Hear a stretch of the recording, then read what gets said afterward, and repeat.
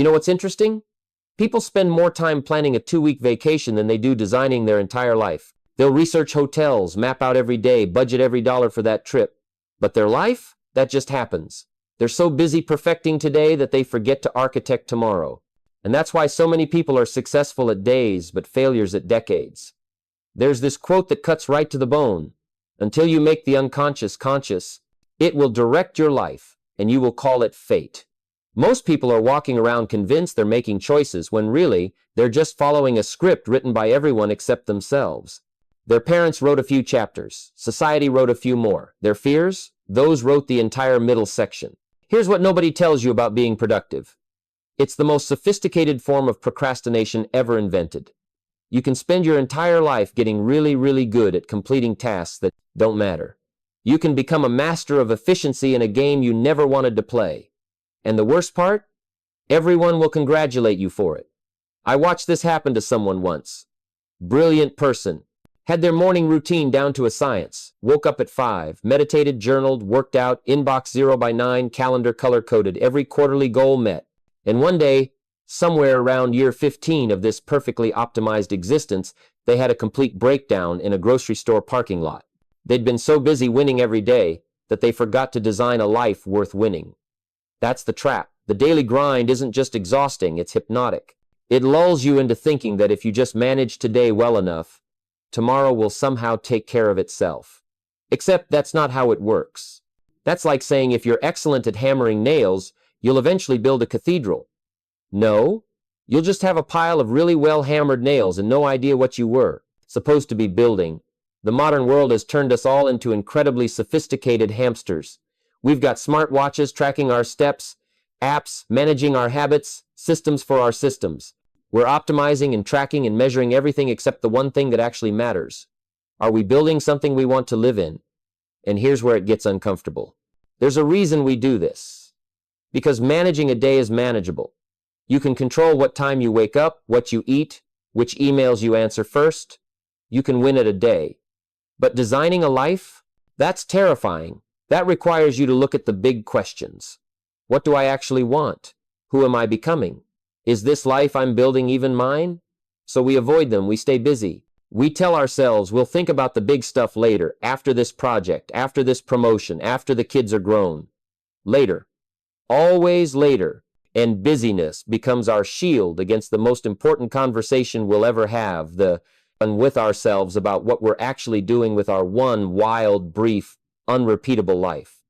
The psychology of this is fascinating. We've created entire industries around optimizing the trivial: time management, productivity systems, efficiency hacks. But they're answers to the wrong question. They're helping you get better at a game without ever asking if you should be playing it at all. It's like getting really good at climbing a ladder without checking if it's leaning against the right wall. Society loves this about us. The world needs people who show up, follow instructions, complete tasks, and don't ask too many questions about the bigger picture. Compliant producers are profitable. Free thinkers who design their own lives? They're dangerous. They might opt out. They might realize that the ladder everyone said they should climb leads nowhere they actually want to go. Here's the thing about the human psyche: it knows. Somewhere deep down, beneath all the rationalization and busyness, you know, when you're living someone else's design, your body knows. That's why Sunday nights feel like dread. That's why you need 3 cups of coffee just to face your inbox. Your unconscious is screaming at you. But you've gotten so good at drowning it out with productivity that you've forgotten how to hear it. And the really twisted part? Your calendar is completely full. There's no time to think about life design because you're too busy managing life maintenance. It's the perfect trap. You're too busy living to design your life, but you're not actually living, you're just managing.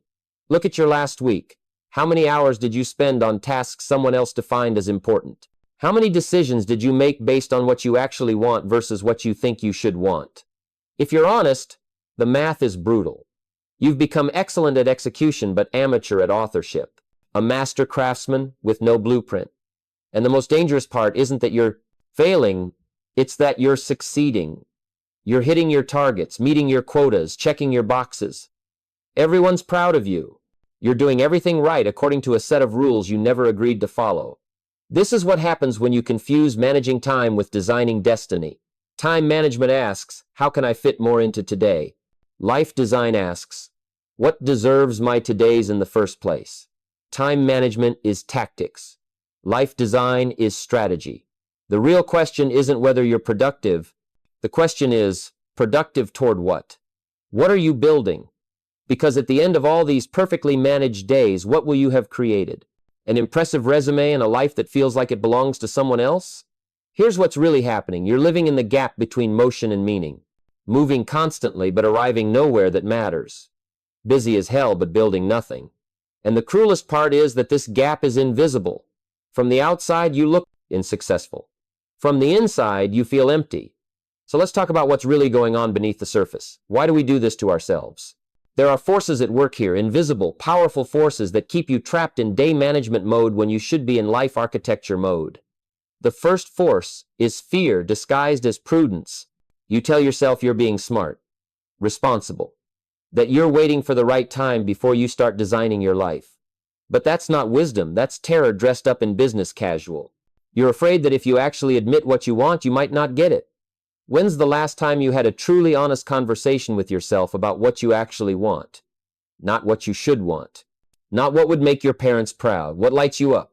Most people can't answer that question because they've spent so long performing their life for an audience that they've forgotten who they are when the curtain closes. The second force, comfort, disguised as contentment. You've built a routine. It's predictable, safe. Sure, you're not thrilled, but you're not suffering either. You're in the gray zone, that vast middle ground between misery and meaning where most people spend their entire existence. But here's what they don't tell you about the gray zone. It has a cost. Every day you spend there is a day you're not spending somewhere else. And time is the one resource you can't negotiate with. The third force? Pride disguised as perfectionism. You tell yourself you need to figure it all out before you start. But that's not excellence, that's ego. Your pride won't let you start something unless you know you can do it perfectly, so you never start at all. And the fourth force is the most insidious. Other people's expectations disguised as your own desires. You want the things you're supposed to want, the career path that sounds impressive at parties. You've internalized other people's definitions of success so completely that you can't tell where their dreams end and yours begin. These four forces, fear, comfort, pride, and other people's expectations, they're the architects of your life right now. Not you, them. There's this concept in psychology about individuation, the process of becoming who you actually are instead of who you were programmed to be. Most people never take that journey. They die with their real life still inside them, unexpressed. They spend decades managing someone else's design, optimizing someone else's vision. Once you realize you've been following someone else's blueprint, every day you continue following it feels like betrayal. Your psyche starts to rebel. That's the Sunday night dread. That's the midlife crisis. That's the quiet desperation that shows up at 3 a.m. And your unconscious doesn't forget. It keeps track of every compromise, every surrender, every choice you made out of fear instead of desire. And it starts sending you signals. Physical symptoms, anxiety, depression. These aren't malfunctions, they're messages. Your psyche is trying to wake you up. Here's where most people make a fatal mistake. They try to solve the problem by getting better at managing. They add another productivity app. They wake up earlier. They work harder. But you can't optimize your way out of the wrong life. You can't hack your way to meaning. The real solution is to stop managing and start designing. To stop asking, how can I fit more in, and start asking what actually deserves to be here. But that requires something most people aren't willing to give. The courage to be honest about what you actually want, even if it disappoints everyone around you. Because here's the truth about life design. It's not about adding more. It's about subtracting everything that isn't you. It's about removing the layers of conditioning and expectation and fear until you get down to something real. And that process? It's going to make some people uncomfortable. So what does it actually mean to design a life instead of just managing days? It means you start with the biggest questions first. Not, what should I do today? But what do I want to have built when I die? Not, how can I be more productive, but productive toward what end? These are uncomfortable questions. They don't have neat answers. You have to sit with them, wrestle with them, let them disturb you. Because until you know what you're building, all your daily management is just rearranging furniture in a house you don't want to live in. Here's a thought experiment. If you were designing your life from scratch right now, with no obligations, no history, no one to impress, what would you keep? Look at your current life. Your job, your relationships, your commitments. What would make it pass the filter of, this is actually mine? Most people can't do this exercise honestly because it reveals too much. It shows them how little of their life they actually chose. And that revelation is devastating. But it's also liberating. Designing your life is not the same as designing your Instagram life. It's not about creating something impressive or enviable. Most authentic lives look boring from the outside. A designed life might mean working less, earning less, achieving less by conventional standards. And that's going to confuse people who measure life by external metrics. You need to be okay with that, because their confusion is not your concern. Your concern is whether you're building something that will hold you, something that will matter when you're 80 and looking back. Now let's talk about the practical mechanics of life design. Designing a life starts with what we might call the decade framework. You're not planning your day or your week or even your year. You're designing in 10-year blocks. 10 years is long enough to build something substantial, but short enough to feel real. Ask yourself, 10 years from now, what do you want to look back and see that you built? Not achieved, built. What structure do you want to have created with your life? Who will you have become in the process? Here's another angle. Design backwards from your death. What do you want people to say at your funeral? What do you want your life to have stood for? This isn't about legacy in the grand sense. It's about whether your life reflected your values, expressed your truth, honored what mattered to you. So use death as a design tool. Every decision you make, every commitment you take on, ask yourself, does this serve the life I'm designing, or is it just serving the day I'm managing? And here's the hard part. Most of what you're currently doing won't pass that filter. Most of your obligations, your commitments, they're maintenance activities in someone else's design. And recognizing that is going to hurt. But after the anger comes clarity. Once you see what's not serving your design, you can start removing it. Every no to something that doesn't fit creates space for a yes to something that does. Let's talk about the energy dynamics of this. It's not about time, it's about energy. You can spend 10 hours on something and feel depleted, or spend 10 hours on something and feel alive. The question is whether what you're spending time on is generating energy or draining it. Look at your life through the lens of energy. What fills you, what drains you? And be honest, not what's supposed to fill you, what actually does. Your answer is the foundation of your design. Most people are living energy-negative lives. They're spending all their time on things that drain them, and they wonder why they're exhausted. It's because they're living in opposition to their own nature. Here's how to audit your energy honestly. Take a week and track everything, not your time, your energy. After each activity, rate it. Did this give me energy or take it? Be ruthless in your honesty. That networking event you should enjoy? If it drained you, write it down. That solo work everyone says is lonely? If it energized you, write it down. What you'll discover is shocking. You'll find that things you've been forcing yourself to do for years are energy vampires. And things you've been denying yourself because they seem selfish or unproductive, those are your energy sources. Maybe helping people one-on-one lights you up, but helping people in groups depletes you. Maybe creating drains you, but organizing energizes you. Maybe physical work restores you, but desk work numbs you. There's no universal truth here, there's only your truth. And most people never discover it because they're too busy living according to someone else's energy map. Once you know your energy signature, you can design accordingly. You can structure your days around energy generation, not just task completion. You can choose work that aligns with how you're actually wired, not how you wish you were wired. You can build a life that doesn't require you to recover from it every evening and every weekend.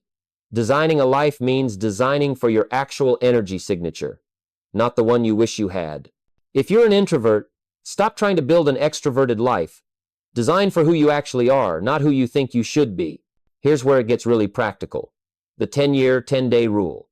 Every decision you face, filter it through this. Does this serve my 10-year design, or does it just serve today? Will this matter in 10 years, or will it only matter for 10 days? This rule will save you from so many wrong turns. Most of what feels urgent today won't matter next week, let alone next decade. Let me show you how this works in real life. Someone asks you to join a committee. 10-year question. Will this connect me to my purpose or drain energy from it? 10-day question. Will it make me look good this week? If it only passes the 10-day test, it's a no. Your boss offers you a promotion. 10-year question. Does this move me toward the life I'm designing or just toward more money and status? 10-day question. Will it impress people at the next social gathering? If it only passes the 10-day test, it's a no. A friend invites you to something you don't want to do. 10-year question. Is this person essential to my designed life? 10-day question. Will declining make things awkward? If awkwardness is the only cost, that's a price worth paying. See how this changes everything?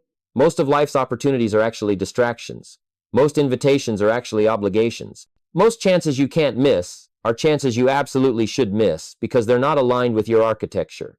The 10-year, 10-day rule gives you permission to say no to anything that only serves the immediate moment but costs the long-term vision. But implementing this rule requires something most people aren't willing to develop: the ability to disappoint people.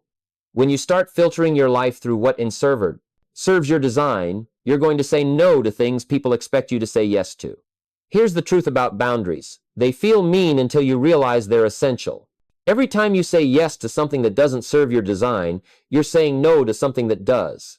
So you need language for this. That doesn't fit my current focus. I'm not available for that.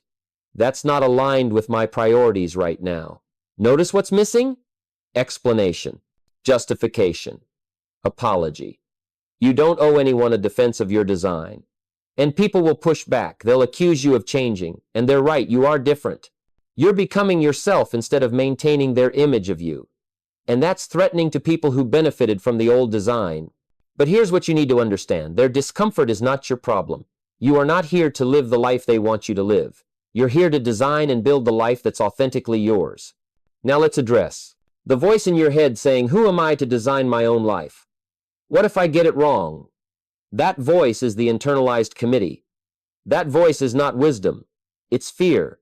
Here's the thing. You're the only person qualified to design your life. Not because you have credentials or expertise, but because it's yours. You're the one who has to live it. And yes, you'll get some of it wrong. You'll make choices that don't work out. And that's not failure, that's architecture. Every building goes through iterations. You're not trying to create perfection. You're trying to create something true. So here's what changes when you shift from management to design. First, your relationship with time transforms. Days stop feeling like isolated events and start feeling like building blocks. Every choice becomes architectural. Second, your relationship with people shifts. You stop performing and start relating. The people who were attracted to your performance start falling away, and the people who resonate with your truth start showing up. Third, your internal experience changes. That constant low-grade anxiety, it starts to dissipate, because anxiety is what happens when you're living out of alignment with yourself. Fourth, you develop existential immunity. Other people's opinions stop having the power they used to have. You know who you are. You know what you're building. But let's be honest about what doesn't change. It doesn't get easier. Designing a life is harder than managing days. It requires more courage, more honesty, more risk. But here's the thing. Hard and wrong are two different things. Managing days is easy and wrong. Designing a life is hard and right. Because here's the brutal truth. You can't get back the time you spent managing someone else's life. Those years are gone. The question isn't whether you wasted the past. The question is whether you're going to waste the future. Your designed life might look small to others. You might earn less, achieve less, acquire less. And that's okay. Because impressiveness is a metric for people who are performing. Truth is the metric for people who are living. So what does this look like in practice? It looks like saying no to the promotion that pays more but costs your soul. It looks like leaving the relationship that looks good on paper but feels hollow. It looks like choosing the work that matters to you over the work that matters to your resume. And here's what happens over time. Your designed life starts to generate its own momentum. The energy you were spending on maintenance gets redirected to creation. And something starts to build. 10 years of designed living creates something that 20 years of managed living never could. A life that's structurally sound, architecturally coherent, and fundamentally yours. But let's talk about the transition period, because this is where most people give up. When you first start designing your life, it feels chaotic. The old structures are falling apart, but the new ones aren't built yet. You're making people angry, confusing people who love you, and it feels terrible. This transition is what I call the architecture gap, that space between demolition and construction where you're standing in the rubble of your old life, blueprint in hand, wondering if you've made a catastrophic mistake. Your bank account might be smaller, your social circle might be shrinking, your family might be concerned, and every fiber of your being is screaming at you to go back to what was comfortable, what was known, what was safe. This is the test. This is where most people crack. They look at the chaos they've created and think, what have I done? They miss the predictability of their managed life. They romanticize the very cage they were desperate to escape. And they rebuild the old structure, maybe with slightly different paint, convincing themselves that the problem wasn't the design, it was them. But here's what you need to understand about the architecture gap. It's supposed to feel this way. Transformation doesn't happen in your comfort zone. You can't become someone new while clinging to who you were. The discomfort isn't evidence that you're doing it wrong. The discomfort is evidence that you're doing it at all. Think about what's actually happening in this space. You're not just changing your schedule or your job or your location. You're rewiring your entire nervous system. You're teaching yourself to respond to life differently. You spent decades being conditioned to seek approval, avoid risk, maintain stability. Now you're asking your body and brain to do the opposite. Of course it's going to resist. Of course it's going to hurt. Your nervous system doesn't understand the difference between danger and discomfort. When you step out of your programmed patterns, it interprets that as threat. It floods you with cortisol, triggers your fight or flight response, generates anxiety and doubt, not because you're in actual danger, but because you're in unfamiliar territory. And to your ancient brain, unfamiliar equals unsafe. So you need strategies for this gap. First, you need what I call evidence anchors, concrete reminders of why you started this journey. Write down the specific moments that made you realize you couldn't keep living the managed life. The Sunday night dread, the panic attack in the parking lot, the moment you looked in the mirror and didn't recognize yourself.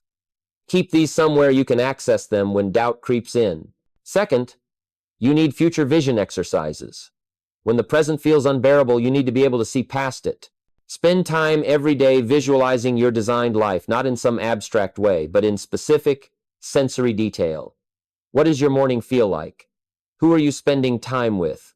What work are you doing? How does your body feel when you're living in alignment? Make it so real that you can almost touch it. Third, you need small wins architecture. You can't redesign everything at once. You need to break your blueprint into manageable projects. Maybe this month you're redesigning your mornings. Next month, your work boundaries. The month after, your social commitments. Small, concrete changes that prove to yourself that designing is possible, that you're capable of it, that it's working.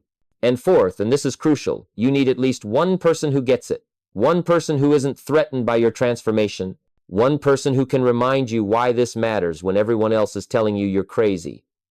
This doesn't have to be someone who knows you well. Sometimes it's better if it isn't. Sometimes you need someone who only knows the version of you that's becoming, not the version that was. This is where you need to remember. Destruction is part of construction. You can't build a new foundation without removing the old one. And dismantling is messy, uncomfortable, and scary. But it's not optional. And during this clearing, be gentle with yourself. You're not just changing your circumstances, you're changing your identity. You're moving from who you were conditioned to be to who you actually are. This is profound psychological work. This is the kind of transformation that used to require vision quests and initiation rituals. You're doing it while still showing up to regular life, still paying bills, still functioning in a world that doesn't understand what you're going through. Let's talk about what happens to your relationships during this time, because this is where it gets really complicated. Some people in your life are going to hate your transformation. Not because they don't love you, but because your change threatens their stasis. Your decision to design your life holds up a mirror to their decision not to, and that mirror is uncomfortable. They're going to use every tool they have to pull you back. Guilt. You've changed. You're not the person I knew. Fear. You're making a huge mistake. What if it doesn't work out? Obligation. Think about what you're giving up. Think about everyone who's counting on you. And the most insidious, concern masquerading as care. I'm just worried about you. Is everything okay? You need to recognize these interventions for what they are. Not expressions of love, but expressions of discomfort with your autonomy. People who truly support your growth might be concerned, might ask questions, might offer perspective, but they won't try to talk you out of becoming yourself. They won't weaponize your doubt. They won't make your transformation about their comfort.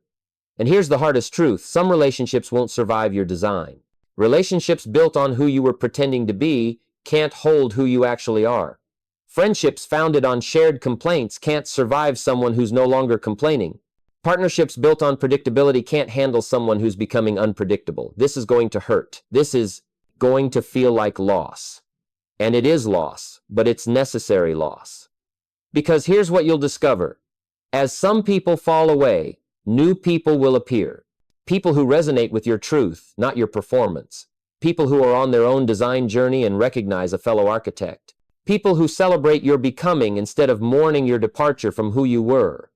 These relationships feel different, lighter, more honest, less exhausting, and you'll realize that you weren't meant to drag your entire past into your designed future. Here's what else you need to know. Designing a life is not a one-time event. It's a continuous practice. Your design will evolve as you evolve. Great architecture isn't rigid, it's adaptive. But there's a difference between evolution and drift. Evolution is conscious adaptation. Drift is unconscious surrender. The key is to keep asking, is this still true for me? Is this still mine? So, if you take one thing from this, let it be this. Stop trying to manage your way to a good life. Stop optimizing your days in hopes that a meaningful life will emerge.